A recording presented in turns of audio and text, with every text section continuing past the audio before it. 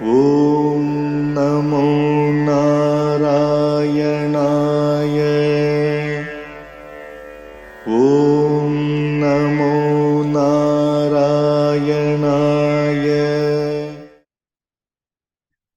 Asmat Gurubhyo Namaha, Asmat Parama Gurubhyo Namaha, Asmat Sarva Gurubhyo Namaha. So we're continuing on with our study of simple Sanskrit using the book by Thomas Agenis, and we have come to chapter 12. So let's have a look at chapter 12 of Thomas Agenis Sanskrit course. Here we are, lesson 12. The topics which we're going to cover today are the alphabet, numerals, cardinal and ordinal numbers, grammar. The grammar will be nouns ending in short I and the gerund, right? And vocabulary nouns in I. So alphabet numbers. There are numerals, sankhya, and cardinal numbers from 1 to 10. Here are the numerals and cardinal numbers from 1 to 10. The difference between a numeral and a cardinal, or an ordinal and a cardinal, right, is a number would be like 1, 2, 3, 4, 5, 6, 7, 8, 9, 10. An ordinal would be the order, right? Or an ordinal, these are cardinals that we're talking about here. But ordinals would be first, second, third, fourth, fifth, sixth, seventh. So whereas a number would be 1 and a cardinal number would be 1, the ordinal number would be first, not 1. The cardinal number 2 would have the ordinal second. Okay, so that's the difference between cardinals and ordinals, different types of numerals. So numerals are called sankhya. Sankhya literally means counting. And from 1 to 10, we have alternate forms in brackets of some numerals which are given in brackets, okay? So here we have the Sanskrit on the side. Here we have the Arabic numerals from 1 to 10, and we have then the Devanagari, and you can see the different forms of number 5, 8, and 9, so that you may see in certain fonts, certain Sanskrit fonts, or in certain different parts of India, they'll use these, India and Nepal.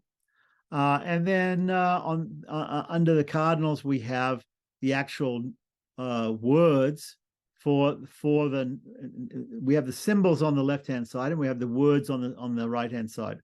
So we have the English words 1, 2, 3, 4, 5, 6, 7, 8, 9, 10, and we have eka, dvi, tri, chatur, pancha, shash, sapta, asta, nava, and dasha. Okay, these are the numbers. The Devanagari numbers combine, just like the Arabic numbers, or sometimes we call them Hindu-Arabic numbers, since the Arabic numerals were formed from Sanskrit. Yes, so that's why we call them Hindu-Arabic numbers. The numbers that we use in English and some other Western Romance languages come from those. So they combine in the same way. So if you want to show the numeral 11, you put the symbol for 1 and next to the symbol for 1 in Sanskrit, and you get 11. So similar. So here we have 11, 12, 13, and 20. Okay, so that's as far as symbols.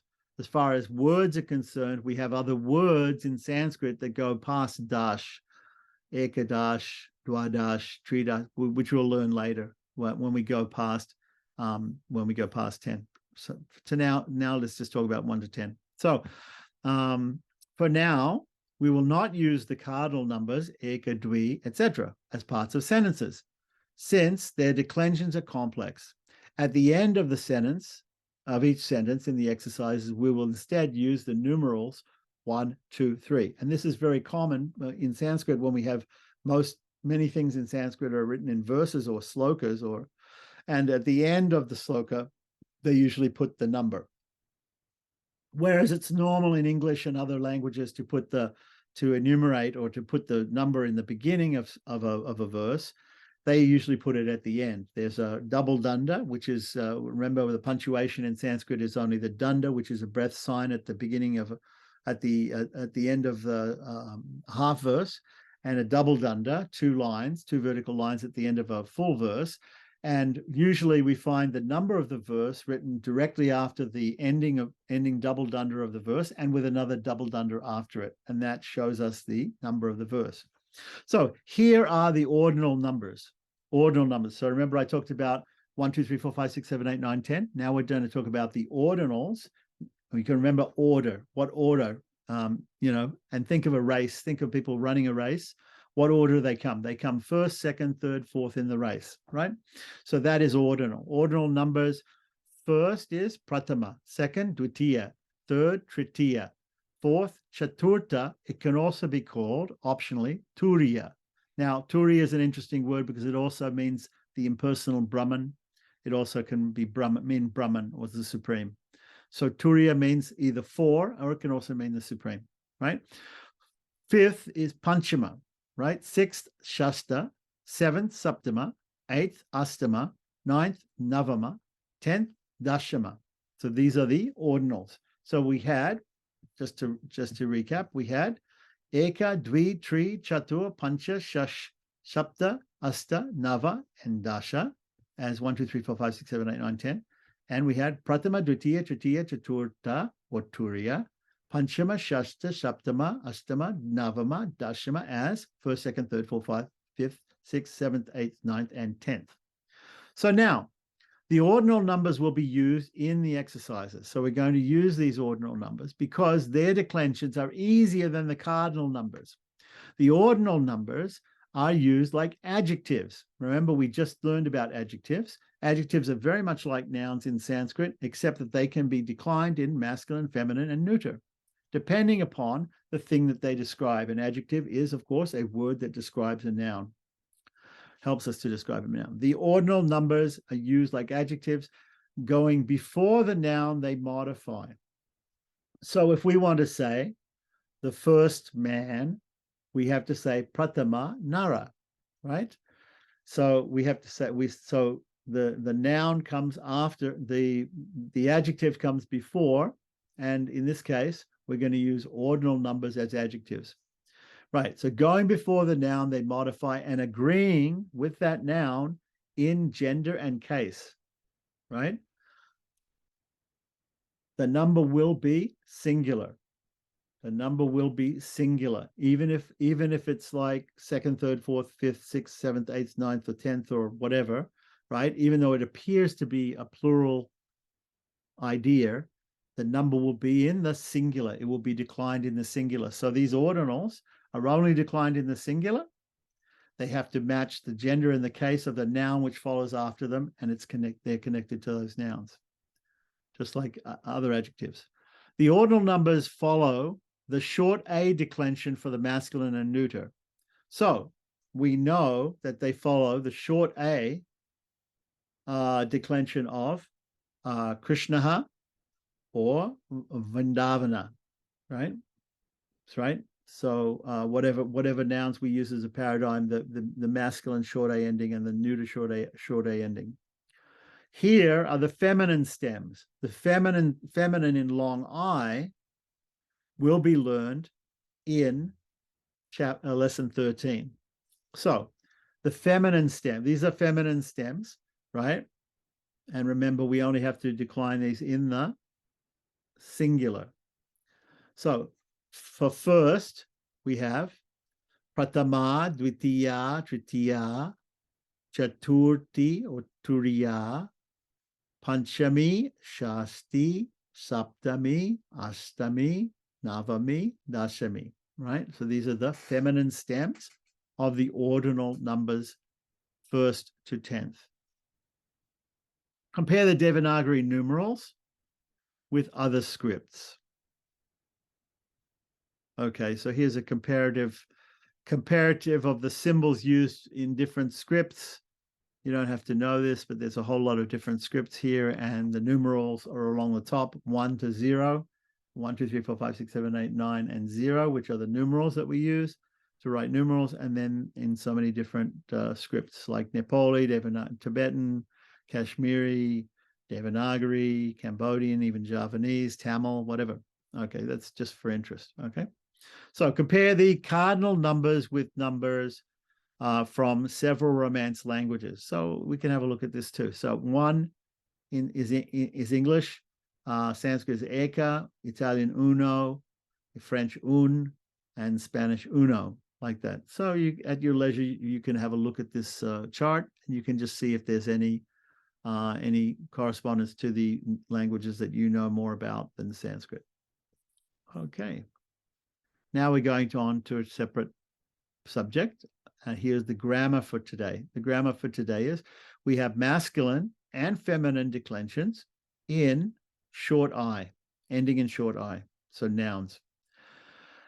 They differ only in the accusative plural and the instrumental plural. So here we have, now I would prefer to have these separate, right? The masculine and the feminine. So we shouldn't really, let's have a look at the whole thing here almost. Anyway, so let's go through it. So we have, let's first of all start with Agnihi, Agni, Agnayaha, Agnim, Agni, Agnin, Agnina, Agnibhyam, Agnibihi, Agnaye, Agnibhyam, Agnibhyaha, Agnehe, Agnibhyam, Agnibhyaha, Agnehe, Agnyo, Agninam, Agnau, Agnyo, Agnishu, Agne, Agni, Agnayaha. Okay, so that is E. Now, obviously, we'll find it if we can do this with the word Hari. Hari will be our word as a paradigm. So we say Hari, Hari, Harayaha, like that. Okay. So now for Kirti, right? That is a feminine. So that is Agni, fire, masculine. Feminine, glory, Kirti. So that will be Kirtihi, Kirti, Kirtayaha, Kirtim, Kirti. But instead of Kirtin, it will be Kirtihi. So you see over here. Then Kirtya, Kirtibhyam, Kirtibihi, Kirtyai, Kirtibhyam, Kirtibhyaha, Kirtyaha, Kirtibhyam, Kirtibhyaha, Kirtyaha, Kirtyoho, Kirtinam, Kirtyam, Kirtyoho, Kirtishu, Kirtye, Kirti, Kirtyaha. Right? So that is, I would prefer, he's merged these into these two words, masculine Agni and feminine Kirti, into one chart here. Better to make two charts and know them separately like that. But there's very little difference. There's only a few different differences, which he's pointed out. Okay. So that's some more declensions for us. I ending masculine and I ending neuter, and also I ending feminine. So the singular dative, ablative, genitive, and locative have an optional feminine form. For example, the feminine dative singular is kirtaye or kirtyai. Oh, excuse me. The feminine instrumental singular is kirtyaha. So these up here, these are optional forms, right? The ones in brackets here. Okay, so up here, when he shows the accusative plural, this one here, and the instrumental, when he puts a slash there, that's a different form. But down here, when we see the ones in brackets, in parentheses, those are optional forms. Those are optional forms, so that you can use either. Okay. So that is the I ending. If people are confused, no wonder they're confused, because he put it all in one table. Make it into two different tables and write it out fully. That's a good idea as homework. Then we'll understand it better. So now we will study the gerund, which is a participle. Okay. So gerund, you can think of a gerund as like a verbal noun, right? A participle is formed from a verb. So it's formed from a verb, but it acts like a noun, right? But does not take verbal endings. tin. Now, in the reason he put tin here is because tin is the cryptic way that Panini, the grammarian, writes the endings for verbs. The endings for verbs are tiptasanti, vipasmas, tiptas whatever it is. It's tin. It's made into tin. So tin means verbal endings. Sup means noun endings. So supting antam padam. A word is made of is formed by adding the noun endings or the verb endings. So here the kritvanta, he says here kritvanta, right, or gerund indicates prior action. Okay, so this is a special formation, right, from the verb to indicate prior action. So we usually so here the sentence Rama speaks and goes could be formed with a gerund. Here's our example, right? It would be having spoken, Rama goes. The having spoken part is the gerund. So when we see a gerund, we're going to learn a gerund, and they've used a lot in Sanskrit. It means having done something, having spoken, having gone, having returned, having eaten, having slept, right? One feels rested, having slept, one feels rested, right? So that's the formation that we're trying to make. So let's see what that looks like in Sanskrit. Here we have uditva, and up here it's interesting because it's called tvanta, k-tvanta, katvanta, right? It indicates that anta means end and tva goes at the end. So when we put tva at the end of something, it makes it into this gerund. So let's see how it's done here. Uditva, uditva. Notice the tva. So whenever we see a tva, we should think, oh, it might be a gerund, right? Tva. So uditva, having spoken, Ramo, which is Ramaha before Gachati, right? Ramaha becomes Ramo, right? Gachati means he goes. So Ramo Gachati means he goes, Rama goes, right? Uditva Ramo Gachati. Having spoken, Rama goes. Okay? So because the gerund continues the action, it is sometimes called a continuative or conjunctive participle. You don't have to remember any of that. Just understand what a gerund is. The gerund is used with only one subject. So there's only one thing that can having been done, right? One thing that can be the subject. The gerund has the meaning of doing something first, whether the main verb is past, present, or future. A series of gerunds may be used, but they must always be followed by a main verb. Each gerund follows in time the one before it, and the main verb comes last in time, as well as the position in the sentence, right? So the main verb should come last in the sentence. Before that, you could have several gerunds, which are expressions of having done something in the past, right? And then finally, so for instance, if I say gachati means he goes. So if I say having slept, having eaten, he goes. It means he first slept, then he ate, then he went, right? If I say having eaten, having slept, he goes, it means first he ate, then he slept, then he went. So it's all done in an order left to right, with the right hand word being a finite verb, right? A finite verb meaning not a gerund, which is a participle, but a finite verb meaning telling us that he went, right? Like that. So here, let's have a look at an example here.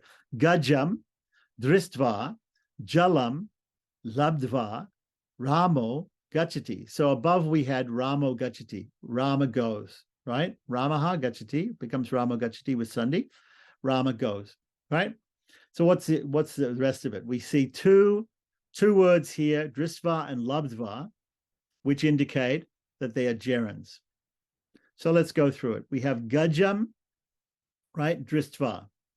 What does that mean? Dristva means to see, having seen, right? Comes from pashiti. The root for pashiti is drish. It becomes drishtva as a gerund, meaning having seen. Gajam means an elephant, right? So having seen the elephant, that's what gajam dristva means. Jalam labdva, right? Labdva comes from lab, to obtain or to get, right? Jalam means water. So jalam labdva, having obtained water, Rama goes.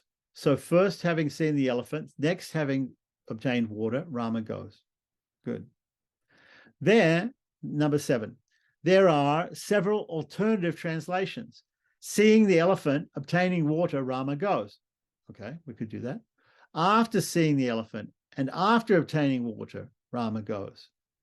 Or after having seen the elephant and after having obtained water, Rama goes. So there are 3 different ways that we can put that into English. So be aware that any one of these translations could be the same. They all come from the same Sanskrit. Yeah. Okay. So everything that goes before the gerund, such as the accusative, is usually placed immediately before it. Usually, such as the accusative, everything that goes with the gerund is usually placed immediately before it. So unlike what we were just talking about with adjectives coming before nouns, the gerund comes after the thing which it talks about, right? So usually something is put in the accusative case, which is the usual case for the object of a sentence, right? Of an active sentence, and then it comes after that. If we can put the gerund. In that sense, the gerund acts sort of like a verb because it comes after things, right? Usually we put the verb at the end. Okay, so we can see an example of that in number 6. The gerund is easy to recognize because it's not declined. Easy. It's not declined. It's indeclinable, so therefore it doesn't change. It is sometimes called the absolutive because it stays in the same form. It is usually formed by taking the root of the verb and simply adding twa to the end, called ketva by Panini, right? But just remember adding twa. So if we see this twa, it's a good sign that it might be a gerund. If there is a prefix, ya is added at the end. If there is a prefix, I'm not quite sure what he means by that. If there's we'll see. Okay, is added at the end, and that is, he gives the other Paninian term for that, which is yap, whatever that means. Anyway, 10. Okay, so here are some gerund forms, right? So we should note that the root as, which we just learned a couple of, or even in the last, I think in the last couple of lessons, which is a verb to be. We have the 2 verbs to be that we know. We have bu bhavati and we have asti, right?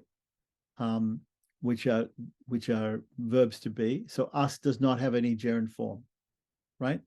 So let's have a look. So one of the first words that verbs that we learned was gachati, right? But here we have agachati. Agachati means to come, right? So notice here that we have a root, but we have a prefix to the root, and the prefix to the root is long A. Long A plus gum root is agachati, right? Third person singular present tense, right? The gerund form from that is agamya, not agamtva, right? Right? But we'll see what because of the fact that there is a prefix here, instead of twa, we add ya. And he gives an alternate form of it, agatya, right? We're going to see what gum is underneath it here. Having come. So now we have an easier one, which I think he's putting these in alphabetical order. That's why they're not coming easy first. The easiest one to understand is gum, or gachati, right? To go, he goes. First person singular, third person singular present tense, right? So gachati becomes gatva, right? Gatva. Having gone. And we have chint, the root is chint. And remember, chint is ubhaipada, so it's a verb that can be conjugated either in the with active or middle, parasmaipada or atmanepada endings, active or middle, right? Endings. So it can be chintayati or chintayate. It becomes chintayitva, having thought. The root G, jayati, to conquer, right, becomes jitva, having conquered. Drish or pash, right, becomes pashiti, becomes drishtva, having seen. Patati becomes patitva, having read, right? Prichiti becomes prishtva, having asked. Bhashate becomes bashitva, having said. Bhavati becomes bhutva, having been. Manyate becomes matva, having thought. Labate, labdva, having obtained. Vadati, uditva, having said. That's a little bit different. The V in vad becomes U by a system called samprasarana. It goes back to the V is a semivowel. It becomes back to its original vowel, which is U. Okay, so then vas does the same thing. The V becomes a U again. So vasati becomes ushitva, and we notice that somehow or other from the vas, somehow or other the S has become cerebral here. That may be some Sunday rule. Anyway, just remember ushitva, having lived. Save, sevate, right, which is a middle ending, right, means to serve, becomes savitva. Sta, tishtati, to stand, becomes stititva. Stitva, having stood, right? Shmri, smarati, becomes shmitva, having remembered. All right, so that's our lesson on gerunds. Now let's have a look at our vocabulary. We have Agnihi, right, which is masculine for fire, short I ending masculine noun. Then Atitihi, right, which is masculine guest. Rishihi, masculine sage or seer, right. Kavihi, masculine poet. Kirtihi, feminine glory or fame. Bhumihi, earth, feminine. Shantihi, feminine peace. Siddhaha, masculine, one who attains perfection. Siddha, feminine, one who attains perfection. And siddhihi, perfection itself, or perfection, attainment, or proof. Om Namo Narayanaya. Om Namo